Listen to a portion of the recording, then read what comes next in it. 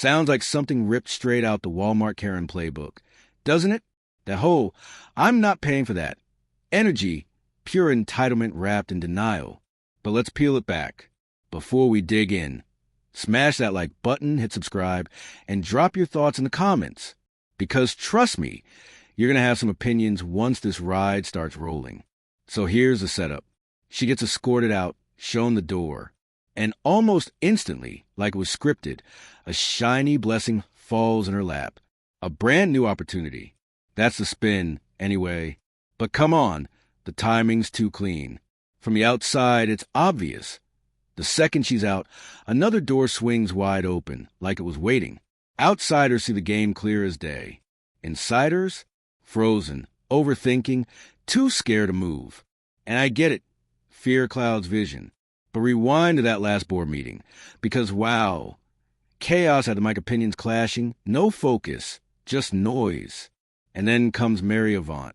She was never Team Tiffany. Always a resistance. Made it clear she wasn't co-signing Tiffany's mess. So you'd think now, with her Thornton Township seat locked in, she'd seize a moment, flip the script, lead. But nope. Mary stands up and drops the most random speech. She says they shouldn't buy the Pope's house either. Calls it a bad move. Her grand vision? Pay the bills and keep moving. That's it. Like, really? That's leadership? Just pay bills, survive, and hope nothing blows up? Sure, bills matter, but here's the kicker. Those bills exist whether you buy the house or not. And if someone else grabs it, they can flip it, rent it, bring in whoever. And suddenly your town is reacting, not leading, because ownership equals power. If the board had the guts to claim it, they could shape something intentional, build legacy. But instead, they crumble under short-term fear. They can't see past the weight of now. And like I said, I understand fear. But it's wild watching leaders fumble a game changer because it feels heavy to carry. And Mary's speech? Oh, it only got worse from there. She drops this bizarre analogy, compares a house to a pimp because it needs to be paid every day. Excuse me, what? That's her reasoning? Sure, homes have upkeep, but daily? Be serious. Nobody's even living there. Who's turning on lights? Who's running water? Casper? The utilities are barely touched. Maybe AC in July, maybe a porch light. That's it. Yet she paints it like a full family reunion, is draining the grid every weekend. Here's the truth. When people want to say no, they'll grab any excuse. Even if someone offered to cover every expense, she'd still say, but what about the bills? Bills for what? Nobody's moving in.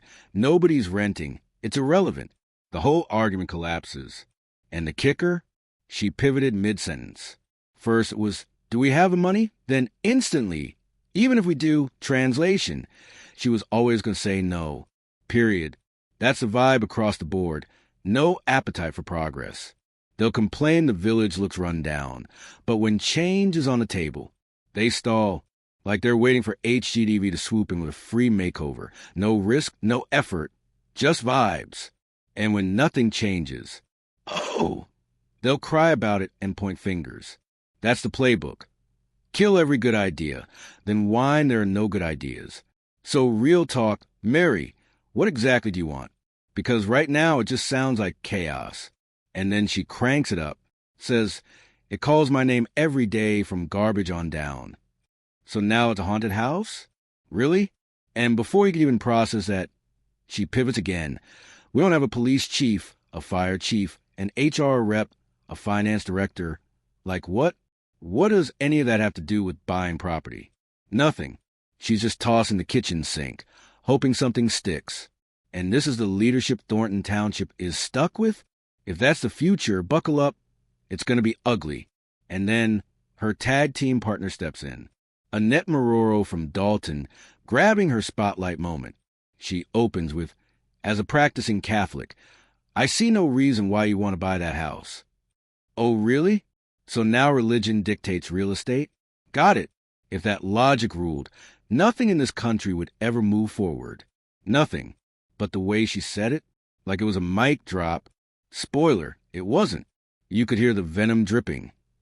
Every syllable soaked in bitterness. It's giving, I built this mess, but nobody else better clean it up. Then she tosses out the wildest take.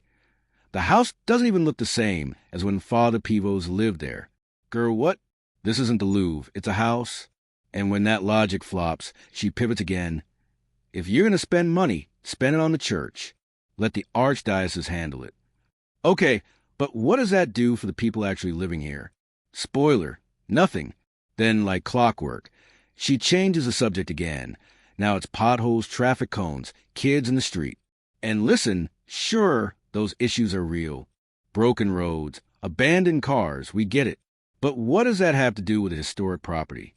Zero. If the real issue is you drove past the Pope's house and caught bad vibes, just say that. Don't spin it into a neighborhood watch sermon. Don't act like one Sunday drive made you the voice of all Catholics.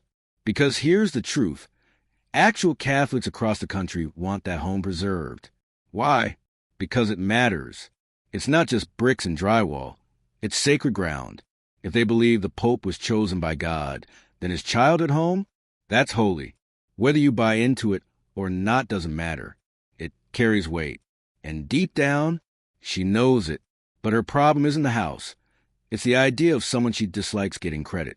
That's not logic. It's pure ego. And then, right on cue, the money excuse shows up. We just don't have the funds. So which is it, net? You don't understand it? You think it's a bad move? Or now we're suddenly broke? Pick a lane. Because excuses are flipping faster than the weather forecast. And the cherry on top? That full-blown Karen meltdown. I'm not paying for it. Pure Walmart checkout line energy. Straight. Let me speak to your manager vibes. She thought it was a mic drop, but the silence in that room? Phew! You could feel the secondhand embarrassment radiating. And that right there, that's the real her. All those excuses? Just camouflage. That last line was the truth. She doesn't want solutions. She doesn't want progress. She just wants conflict. Block everything. Fight everyone. Then sit back and dump the blame on somebody else. That's why I had to make this video. Because you cannot save someone who refuses to be saved. And that's exactly the energy we're seeing play out. The good news? The board moved forward anyway. They bought the house. Which means, Annette, hate to break it to you, you are paying for it. Congratulations! All that yelling, all that theater, and the outcome didn't change. You're cutting the same check as everybody else, whether you like it or not. That's the twist, ending she didn't see coming. Here's the bottom line. If you really want better, you have to believe you deserve better. You can't swat away every blessing just to stop somebody else from winning. That's not strategy. That's sabotage. And sabotage always backfires. Always. When it does, you'll be sitting there asking why nothing ever works out. But the truth? Mama tried. And if you keep fumbling on purpose, then Mama's just going to let you.